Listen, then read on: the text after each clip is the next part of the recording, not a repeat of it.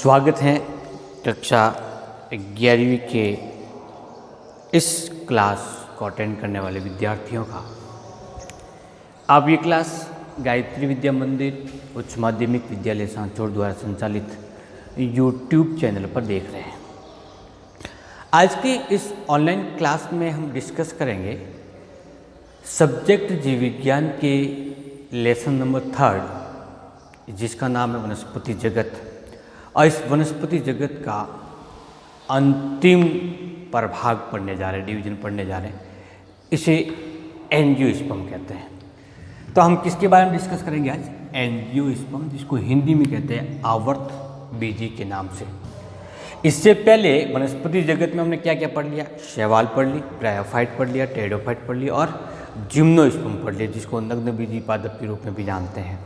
तो 4 डिवीजन का पहले से हमने अध्ययन कर लिया और 5वां डिवीजन जो इस पाठ का अंतिम भाग है एंजियोस्पर्म के बारे में हम डिस्कस करेंगे। एंजियोस्पर्म जिसके हिंदी में आवृत बीजी नाम देते हैं। आवृत का मतलब ढके हुए, क्या? बीज। जब बीज ढके हुई संरचना हो अथवा उसके चारों तरफ बीज आवरण पाया जाता हो तब उसको नाम देते हैं एंजियोस्पर्म। उन पादप समूह को एंजियोस्पर्म रखे। लेकिन जब बीज ढके हुए नहीं हो, नग्न हो, तो उसको जिम्नोस्पर्म समूह के अंतर्गत रखा जाता है। हमें नग्न आंखों से जितने पादप दिखाई देते हैं, चाहे वो छोटे प्लांट से लेकर के बड़े प्लांट तक हो, बरसात के मौसम के अंतर्गत बहुत सारे पादप अचानक उत्पन्न हो जाते हैं जो पूरे वर्ष तक दिखाई नहीं देते और कुछ समय के बाद में अपना जीवन चक्र पूरा करके वो विलुप्त हो जाते हैं। तो वो सभी पादप लगभग एंजियोस्पर्म डिवीजन के होते हैं। तो आज इनके बारे में बात करेंगे क्योंकि इन पादपों में पुष्प विकसित होता है। ये पादप पुष्प को धारण करते हैं, इसलिए इसको पुष्पीय पादप अथवा पुष्पधारी पादप के नाम से भी जानते हैं। जिम्नोस्पर्म में क्योंकि पुष्प विकसित नहीं होते हैं इसलिए उन्हें अपुष्पीय पादप कहा जाता है। तो एंजियोस्पर्म को कहेंगे पुष्पीय पादप और जिम्नोस्पर्म को कहते हैं अपुष्पीय पादप। अब एंजियोस्पर्म के पादप कौन कौन सी जगह पे पाए जाते हैं? जब आवास के संदर्भ में बात करते हैं तो ये स्थल और जलीय वातावरण दोनों में सामान्य रूप से उपस्थित होते हैं, अपना जीवन व्यतीत करते हैं। किसमें? जलीय में और दूसरा स्थलीय में। स्थल पे हम देखते हैं पादप कई प्रकार के, छोटे से लगा के बड़े प्रकार के। जलीय पादपों की बात करें तो हाइड्रिला है, हाइड्रिला, सीरेटोफिलम है, वेलेस्नेरिया है, वेलिस्नेरिया इत्यादि जलीय पादप कहलाते हैं। जलीय आवास के पादप है ये। अब इन पादपों की साइज क्या होगी? छोटे होते हैं अथवा बड़े होते हैं? तो वोल्फिया है वो एंजियोस्पर्म का सबसे छोटा पादप है। सबसे छोटा पादप एंजियोस्पर्म में आवे वोल्फिया सबसे छोटा और यूकलिप्टस सबसे लंबा पादप है। किसमें? एंजियोस्पर्म में सबसे लंबा पादप और इसकी लंबाई लगभग 100 मीटर तक मानी गई है। कितनी है? 100 मीटर। जबकि पादप जगत का सबसे लंबा प्लांट सिकुआ है जो जिम्नोस्पर्म है, लगभग 430 फीट लंबाई उसकी मानी गई है। एंजियोस्पर्म बीजाणुद्भिद पादप है। कैसे हैं? बीजाणुद्भिद। और बीजाणुद्भिद होने के कारण ये बीजाणु का निर्माण करते हैं। तो 2 प्रकार के बीजाणु बनते हैं, लघु बीजाणु और गुरु बीजाणु, और ये द्विगुणित होते हैं जिन्हें जड़, तना और पर्ण में विभक्त किया जा सकता है।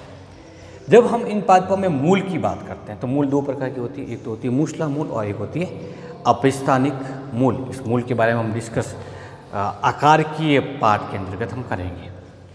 इनमें तना विकसित प्रकार का पाया जाता है और पर्ण सरल पर्ण तथा संयुक्त प्रकार की पर्ण पाई जाती है। एंजियोस्पर्म को मुख्य रूप से 2 वर्गों में विभक्त किया गया है। कितने वर्ग? एक तो होता है द्विबीजपत्री और दूसरा होता है एक बीजपत्री। क्या विशेषता होती है द्विबीजपत्री और एक बीजपत्री की? द्विबीजपत्री उन पादपों को कहा जाता है जिसमें दो बीजपत्र हो। जैसे चने को बीज को तोड़ते हैं, दो भागों में विभक्त होता है, दो फलक बनते हैं उसके, तो बीज दो बीजपत्र होते हैं। उसकी जो पर्ण की संरचना अपन देखते हैं, जैसे पीपल की पर्ण देखी होगी आपने, जब हम उसको थोड़ा सा प्रकाश की दिशा में लेकर बात करते हैं तो इसके अंदर एक मध्य शिरा दिखाई देती है। इसके साथ साथ में कई सारी शिरिकाएँ दिखाई देती है, इस प्रकार की जालिकावत संरचना दिखाई देती है। तो ये जो संरचना कहलाती है वो है जालिकावत शिराविन्यास। जिन पादपों की पर्ण में जालिकावत शिराविन्यास पाया जाता है उन्हें सामान्य तौर पर द्विबीजपत्री पादप कहा जाता है। उसमें पाए जाने वाला पुष्पीय संरचना आपने देखी होगी कि सबसे केंद्रीय भाग में इस प्रकार की एक स्त्री केसर पाया जाता है जो मादा जनन संरचना होती है। इसके बाद में इसमें रंगीन भाग होते हैं इस प्रकार के, फिर इसके हरे रंग की पत्र समान संरचना पाई जाती है और एक वृंत होता है। इसके साथ में यहाँ पर एक तंतु व संरचना पाई जाती है जिसको पुंकेसर कहते हैं। तो ये जो संरचना है उसको नाम देते हैं बाह्य दल, इसको नाम देते हैं दल, इसको कहेंगे पुंकेसर, और ये क्या कहलाएगा स्त्री केसर। अब दल या बाह्य दल 4 या 4 की गुणज में हो, जैसे 4, 8, 12, 16 ऐसा, अथवा 5 जो 5 की गुणज में 5, 10, 15 इस प्रकार की स्थिति में पुष्प पाए जाते हैं तो उसको नाम देते हैं चतुर्थई या पंचतई। 5 हो तो पंचतई और 4 हो तो चतुर्थई, उसको नाम देते हैं। तो द्विबीजपत्री पादपों की सबसे बड़ी विशेषता होती है कि इसके अंदर पुष्प पाए जाते हैं वो पंचतई होते हैं यथा चतुर्थई होते हैं। अब बात करते हैं दूसरे वर्ग की जिसको हम एक बीजपत्री कहते हैं। बीजपत्री की संख्या कितनी होती है? 1। जैसे गेहूं के बीज को हम देखें 2 भागों में डिवाइड करते हैं, टूटता है, 2 भाग नहीं बनते उसके, तो वो एक बीजपत्री युक्त हो गए। शिराविन्यास पर्ण में कैसा होगा? समांतर। क्या विशेषता होगी समांतर शिराविन्यास की? एक मध्य शिरा निकलेगी और इसे सभी शिरा एक दूसरे पर समांतर रूप से डेवलप होगी। ये कहीं भी जाकर एक दूसरे को काटती नहीं, जाल का निर्माण नहीं करती, तो उसको जालिका समांतर शिराविन्यास के नाम से जानते हैं। जैसे गेहूं की पर्ण है, मक्का की पर्ण है इत्यादि में समांतर शिराविन्यास देखने को मिलता है। एंजियोस्पर्म में जनन मुख्य रूप से कायिक भी होता है, कायिक कृत्रिम प्रकार का भी होता है और प्राकृतिक प्रकार का। जैसे आलू पर अपस्थानिक कलिका विकसित होती है, इसको हम यदि जमीन के अंदर रोपते हैं तो एक नया पादप विकसित हो जाता है, तो इसे कायिक प्रजनन कहते हैं। लेकिन कैसा हुआ ये? प्राकृतिक। यदि गुलाब की किसी टहनी को काट करके मैं दूसरी जगह रोपता हूँ या 2 अलग अलग पादपों की टहनियों को आपस में जोड़ दिया, जोड़ने से नया पादप विकसित हुआ, तो कृत्रिम कायिक प्रवर्धन कहलाता है। और दूसरा होता है लैंगिक जनन। तो लैंगिक जनन में जनन अंग के रूप में जो संरचना पाई जाती है वो कहलाती है पुष्प। क्या कहलाएगी? ये पुष्प कहलाएगी। पुष्प की संरचना, मूल, तना, पर्ण, पुष्प की विस्तृत संरचना, उसकी आंतरिक संरचना, उसकी बाह्य संरचना को हम इसी जीव विज्ञान की अलग अलग टॉपिक के अंतर्गत है उसको हम विस्तार से अध्ययन करेंगे। तो ये जनन संरचना क्या है? पुष्प पाई जाती है। इस पुष्प में 2 प्रकार के अंग पाए जाते हैं, पुंकेसर पाया जाता है और स्त्री केसर पाया जाता है। पुंकेसर को नर लैंगिक अंग के रूप में माना जाता है और स्त्री केसर को किस में मानेंगे? मादा लैंगिक अंग के रूप में। पुंकेसर कैसा होता है? पुंकेसर एक तंतुवत संरचना होती है, एक लंबा सा तंतु होता है, इस तंतु को नाम देते हैं पू तंतु। इस तंतु से एक पतली सी संरचना और निकलती है, उसको नाम देते हैं योजी। ये पुंकेसर की संरचना बता रहा हूँ मैं आपको। और इसके ऊपर एक चौड़े आकार की मोटी संरचना पाई जाती है, उसको नाम देते हैं पराग कोश। इस पराग कोश में पाई जाने वाली लघु बीजाणु मात्र कोशिका में अर्धसूत्री विभाजन द्वारा लघु बीजाणु बनते हैं और उन्हीं लघु बीजाणु को किस नाम से जानेंगे हम? पराग कण के नाम से जानेंगे। तो पराग कण एक अगुणित कोशिका होती है, ये किस में विकसित होती है? परागकोश में। और परागकोश किसका भाग होता है? पुंकेसर का। इसका मतलब पुंकेसर में कितने भाग हुए? पूतंतु, योजी और परागकोश। तो क्या आप बता सकते हैं कि परागकणों का निर्माण किस में होता है? परागकोश में होता है। मादा जनन संरचना की यदि बात करें हम, तो मादा जनन संरचना के रूप में अंडक पाया जाता है। इस अंडक को हम स्त्री केसर भी कह सकते हैं। अंडक कहेंगे या फिर क्या नाम देंगे इसको, स्त्री केसर। तो स्त्री केसर की संरचना कैसी होती है? तो पुष्प का चतुर्थ लैंगिक जनन संरचना होती है और इसके केंद्र में पाई जाती है। एक प्रारूपिक प्रकार की स्त्री केसर या अंडक इस प्रकार का होता है। इसका सबसे शीर्ष भाग होता है वो वर्तिकाग्र कहलाता है। क्या कहलाएगा? वर्तिकाग्र। इसके नीचे एक लंबी नलिकाकार संरचना पाई जाएगी, इसको नाम देंगे वर्तिका। और वर्तिका के आधारीय भाग पर एक फूली हुई गोलाकार संरचना पाई जाती है, इसको नाम देते हैं अंडाशय। इस अंडाशय में एक विशेष संरचना पाई जाती है, उसको नाम देते हैं बीजांड। क्या कहेंगे? बीजांड कहेंगे। तो बीजांड की संरचना कैसे होगी? थोड़ा सा अलग बना देते हैं इसको। ये इस प्रकार की स्ट्रक्चर देखने को मिलेगी, उसको नाम देते हैं बीजांड। और ये बीजांड कहाँ पाया जाता है? अंडाशय में पाया जाने वाला कोष्ठकों में। इस बीजांड के द्वारा ही बीज का निर्माण होता है, जबकि अंडाशय निषेचन के बाद में फल में परिवर्तित होगा। तो अंडाशय बड़ी चीज़ है, ये फल बनाएगा। फल के अंदर जो बीजांड है वो किसका निर्माण करेंगे? बीज का निर्माण करेंगे। वर्तिका क्या करेगी? जो परागकण वातावरण से आ रहे हैं उसको ग्रहण करने का कार्य करेगी। वर्तिका क्या करेगी? यहाँ से नलिका निकलेगी, वो बीजांड तक पहुँचेगी और बीजांड और अंडाशय फल और बीज का निर्माण करते हैं। अब अंडाशय में पाई जाने वाली एक गुरु बीजाणु मात्र कोशिका, क्या नाम है? गुरु बीजाणु मात्र कोशिका, जो कि सदैव द्विगुणित होती है। अर्धसूत्री विभाजन के द्वारा अगुणित गुरु बीजाणु का निर्माण करती है। अब ये गुरु बीजाणु कितने होते हैं? कुल 4 गुरु बीजाणु होते हैं। इसमें से 3 गुरु बीजाणु नष्ट हो जाते हैं। कितने नष्ट हो जाते हैं? 3, क्योंकि यह आकारिकीय प्रक्रिया है। और शेष कितना रहेगा? 1। तो 4 गुरु बीजाणु जो बने थे उसमें से 3 नष्ट हो गए, तो तीनों का पोषण भी किसको प्राप्त हो रहा है? 1 को प्राप्त होता है। इसलिए 1 गुरु बीजाणु जो शेष रहता है उसका आकार बड़ा हो जाता है, इसलिए उसको नाम देते हैं गुरु बीजाणु। इस गुरु बीजाणु में पुनः समसूत्री विभाजन के द्वारा पहले एक समसूत्री विभाजन होगा, इसके फलस्वरूप कितने बनेंगे? 2 बनेंगे। 2 से फिर बनेगा तो कितना बनेगा? कुल 4 केंद्रकों का निर्माण होगा और 4 से कितना हो जाएगा? 8 केंद्रकों का निर्माण होगा। इस 8 केंद्रकों से इस प्रकार की 8 कोशिकीय संरचना का निर्माण हो जाता है। इस बीजांड के अंदर पाई जाने वाली संरचना को नाम देते हैं भ्रूण कोश। क्या कहेंगे? भ्रूण कोश। इस भ्रूण कोश के अंतर्गत 3 कोशिकाएं वो निभागीय सिरे की ओर जाती है, इसको नाम देते हैं एंटीपोडियल सेल या प्रतिमुखी कोशिका। इस बीजांड द्वारा सिरे की ओर पाए जाने वाले इन 3 कोशिकाओं को नाम देते हैं अंड समुच्चय। अंड समुच्चय की एक बड़ी कोशिका होगी, इसको अंड कोशिका कहेंगे, और पास में 2 कोशिका होगी, इसको साई कोशिका कहेंगे। और इसके बीच में पाए जाने वाले इन दोनों केंद्रिक युक्त संरचनाओं को नाम देंगे प्राथमिक भ्रूणपोष कोशिका। अब जब बीजांड की संरचना कंप्लीट हो जाती है तो यानी अंडक और पुंकेसर परिपक्व हो गए, अब क्या होगा? इसमें जनन की प्रक्रिया प्रारंभ हो जाएगी। तो होगा क्या? एक पुंकेसर है, इस पुंकेसर के परिस्फुटन के फलस्वरूप वातावरण के अंदर परागकण मुक्त हो जाते हैं और ये परागकण किसी भी माध्यम के द्वारा वर्तिकाग्र तक पहुँचते हैं। कहाँ तक पहुँचेंगे?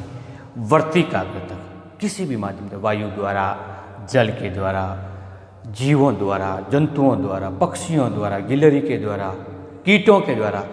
तो कहाँ पहुँचेंगे? इस वर्तिकाग्र तक पहुँचते हैं।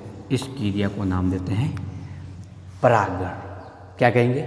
परागकणों का परागकोश से वर्तिकाग्र तक पहुँचने की प्रक्रिया को परागण कहते हैं। परागण हो जाएगा, उसके बाद में क्या होगा? इस परागण होने के बाद में इस परागकण से एक नलिका निकलेगी, इसको जनन नलिका कहेंगे। ये वर्तिका से होते हुए कहाँ तक पहुँचेगी?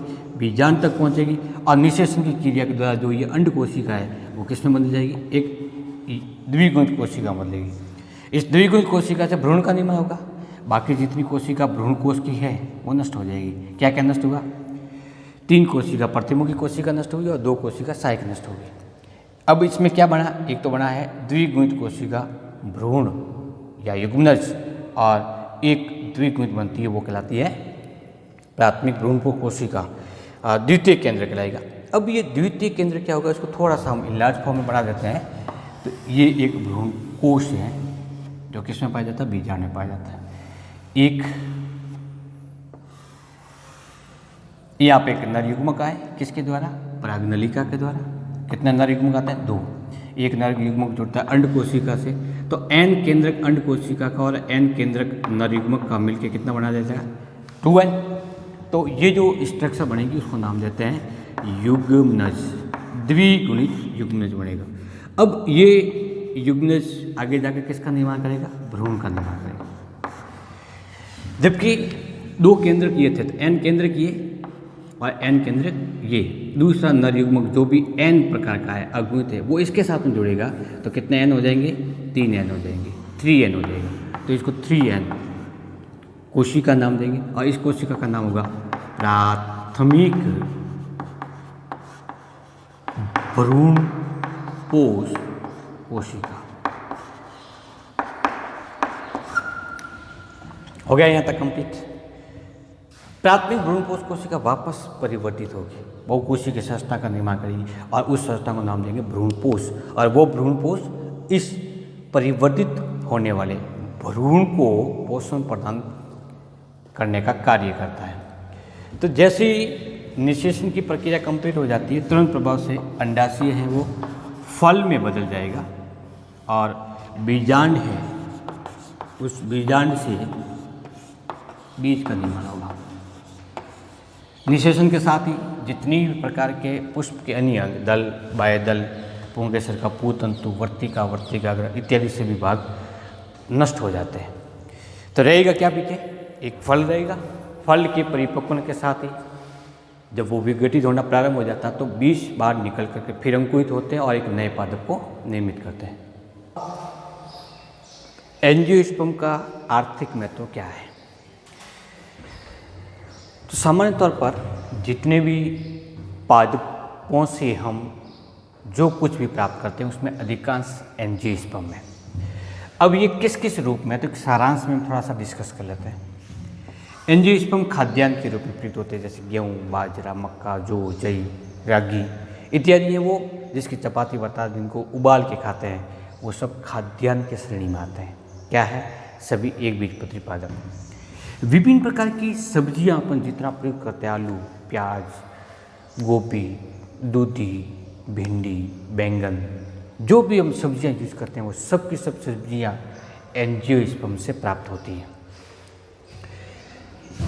विभिन्न प्रकार की औषधियाँ जैसे कुनेन, अदरक, हल्दी, हींग, ये सब किससे प्राप्त हो रहे हैं? पादपीय भाग है, पादपों से प्राप्त होते हैं और रोगों के उपचार के लिए, रोग हरण के लिए प्रयुक्त होते हैं, इसलिए उसको औषधीय महत्व के रूप में माना जाता है। आयुर्वेदिक पूर्ण रूप से निर्भरीय किसमें? पादपों पे, पादपियों के भाग से, जिससे रोग को दूर करने में सहायता मिलती है। कई एंजियोस्पर्म्स ऐसे हैं जैसे रोइडा है, सागवान है इत्यादि का उपयोग फर्नीचर बनाने में, दरवाजे बनाने में किया जाता है, इसलिए उसको किस रूप में काम में लेते हैं? इमारती लकड़ी के रूप में होते हैं। बबूल, खिजड़ी जैसे कुछ पादप जिनके तने कठोर होते हैं, काष्ठी अधिक होते हैं, जिनकी जलने से अधिक ऊष्मा प्राप्त होती है, ऊर्जा प्राप्त होती है, तो उनको किस रूप में लेते हैं? ईंधन।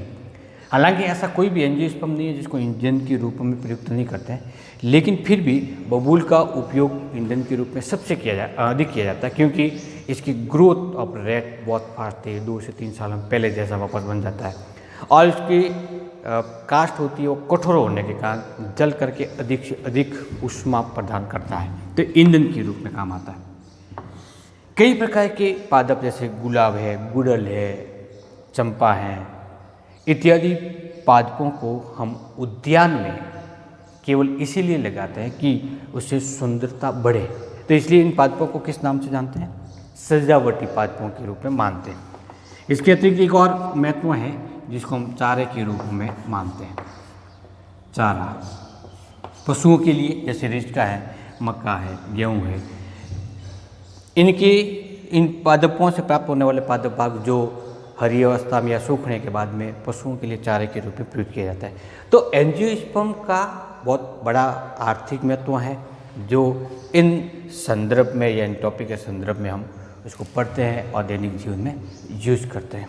तो विद्यार्थियों, आज के हम इस छोटे से टॉपिक में डिस्कस किया है कि एंजियोस्पर्म क्या होते हैं और इसका आर्थिक महत्व क्या है। आप इनके बीज की संरचना और पर्ण की संरचना के आधार पर आसानी से विभक्त कर सकते हैं कि ये जो पादप जो दिख रहा है वो एक बीजपत्री हो सकता है और ये जो पादप दिख रहा है वो द्विबीजपत्री पादप हो सकता है। आसपास जितने पादप पाए जाते हैं उनका अवलोकन कीजिए आप और उनके नाम जानने की कोशिश कीजिए कि ये कौन सा पादप है, ये कौन सा पादप है। फिर इनका विभक्तिकरण कीजिए कि ये द्विबीजपत्री पादप हो सकता है तो ये एक बीजपत्री पादप हो सकता है। आसपास पाए जाने वाले पादपों की आप लिस्ट बनाइए, उस लिस्ट के अंतर्गत उसको लिखिए कि ये पादप किस महत्व का है, ये हमारे दैनिक जीवन के लिए क्या उपयोगी है। अगले क्लास के अंदर हम डिस्कस करेंगे एंजियोस्पर्म और पादपों में पाए जाने वाले विभिन्न प्रकार की पीढ़ी, एकांतरण और पादपों का जीवन चक्र। Thank you.